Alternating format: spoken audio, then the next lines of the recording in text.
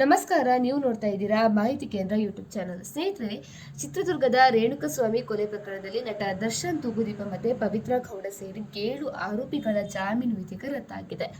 ಮತ್ತೆ ದರ್ಶನ್ ಇದೀಗ ಜೈಲು ಕೂಡ ಸೇರಿದ್ದಾರೆ.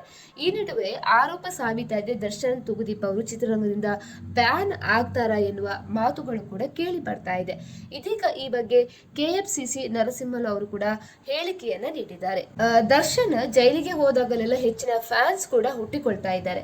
ಇನ್ನು ಕೊಲೆ ಘಟನೆಗಳಲ್ಲಿ ಯಾರು ಭಾಗಿ ಆಗಬಾರ್ದು, ಅಪರಾಧಿ ಅಂತ ಸಾಬೀತಾದ್ರೆ ದರ್ಶನ್ ಅವರನ್ನ ಚಿತ್ರರಂಗದಿಂದ ದೂರ ಇಡುವ ಕ್ರಮ ತೆಗೆದುಕೊಳ್ತೇವೆ. ಅಪರಾಧ ಮಾಡಿದ್ರೆ ಯಾರು ಗೆಲ್ಲು ತಪ್ಪಿಸಿಕೊಳ್ಳಕ್ಕೆ ಆಗಲ್ಲ.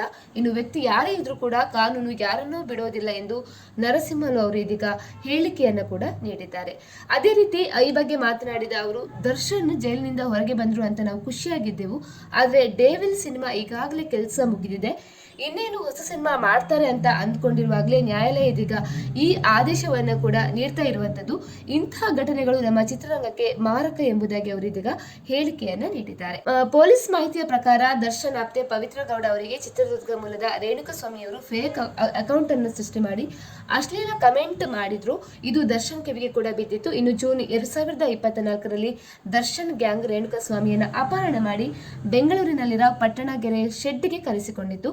ಅಲ್ಲಿ 3 ದಿನಗಳ ಕಾಲ ರೇಣುಕಸ್ವಾಮಿಗೆ ದೌರ್ಜನ್ಯ ನೀಡಲಾಗಿತ್ತು. ಆ ದೌರ್ಜನ್ಯದಿಂದಲೇ ರೇಣುಕಸ್ವಾಮಿ ಕೂಡ ಸಾವನ್ನಪ್ಪಿದ್ರು. ಆಮೇಲೆ ಅವರ ಬಾಡಿಯನ್ನು ರಾಜಕಾಲುವೆಗೆ ಎಸೆಯಲಾಗಿತ್ತು. ಆ ಬಳಿಕ ಇಬ್ಬರು ಪೊಲೀಸ್ ಠಾಣೆಗೆ ಬಂದು ಕೊಲೆ ಮಾಡಿರುವುದನ್ನು ಒಪ್ಪಿಕೊಂಡಿದ್ರು. ಈ ತನಿಖೆಯನ್ನು ಮಾಡಿದಾಗ ಇದರ ಹಿಂದೆ ದರ್ಶನ್ ಇರುವುದು ಬಯಲಾಗಿತ್ತು. ಆಮೇಲೆ ಪೊಲೀಸರು ಕೂಡ ಈ ಕೇಸಿಗೆ ಸಂಬಂಧಪಟ್ಟಂತಹ 11 ಜನರನ್ನ ವಶಕ್ಕೆ ಕೂಡ ಪಡೆದಿದ್ರು. ಇನ್ನು ದರ್ಶನ್ ಅವರು ಬೆಂಗಳೂರಿನ ಪರಪ್ಪನ ಅಗ್ರಹಾರದಲ್ಲಿ ಕೂಡ ದರ್ಶನ್ ಈ ಹಿಂದೆ ಇದ್ರು. ಅಲ್ಲಿ ಅವರಿಗೆ ಲಕ್ಷುರಿ ಜೀವನದ ಸೌಲಭ್ಯ ಕೂಡ ಸಿಗ್ತಾ ಇದೆ ಎಂದು ಬಳ್ಳಾರಿ ಜೈಲಿಗೆ ಕೂಡ ಕಳುಹಿಸಲಾಗಿತ್ತು. ಒಟ್ಟು 70 ದಿನಗಳ ಕಾಲ ಜೈಲಿನಲ್ಲಿ ಕಳೆದ ಬಳಿಕ ದರ್ಶನ್ ಗ್ಯಾಂಗಿಗೆ ಇದೀಗ ಜಾಮೀನು ಕೂಡ ಆ ಸಂದರ್ಭದಲ್ಲಿ ಸಿಕ್ಕಿತ್ತು. ಇನ್ನು ಆರೋಗ್ಯ ಚೆನ್ನಾಗಿಲ್ಲ, ಆಪರೇಷನ್ ಆಗಬೇಕು ಎಂದು ಜಾಮೀನು ಅರ್ಜಿಯನ್ನು ಸಲ್ಲಿಸಿದ್ರು. ಹೈಕೋರ್ಟ್ ಜಾಮೀನು ಕೂಡ ನೀಡಿತ್ತು. ಆದ್ರೆ ದರ್ಶನ್ ಆಪರೇಷನ್ ಮಾಡಿಕೊಂಡಿರಲಿಲ್ಲ.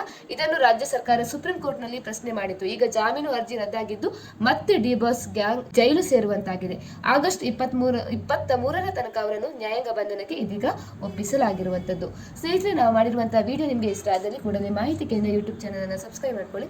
ಇನ್ನಷ್ಟು ಮಾಹಿತಿಗಾಗಿ ವಿಡಿಯೋವನ್ನು ಲೈಕ್ ಮಾಡಿ, ಶೇರ್ ಮಾಡಿ, ಕಮೆಂಟ್ ಮಾಡಿ.